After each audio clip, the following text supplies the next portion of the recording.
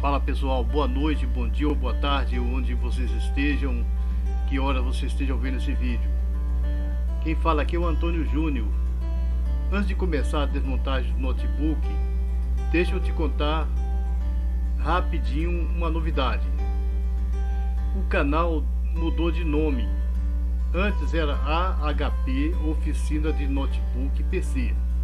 O A é de Antônio, H de Helena, minha esposa, e o P é de Pereira, nosso sobrenome.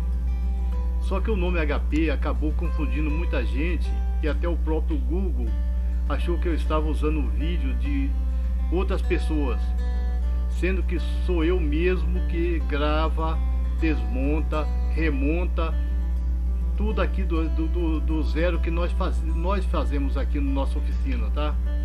Não tem esse negócio de terceirizar não, eu não consigo terceirizar de jeito nenhum.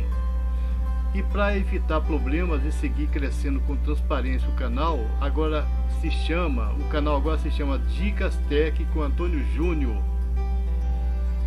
Mesmo contendo o mesmo conteúdo, mesma pegada, práticas. As pegadas são sempre práticas, vocês vão ver aí como desmontar. Algumas pessoas me chamam de cavalo, ô cavalo, mas é a forma prática de fazer do dia a dia, só com um nome mais claro, tá? O nome agora é Dicas Tech com Antônio Jr, ou Antônio JR. Bom, depois dessa introdução aí, vamos agora para a desmontagem do notebook Asus. Vamos que vamos.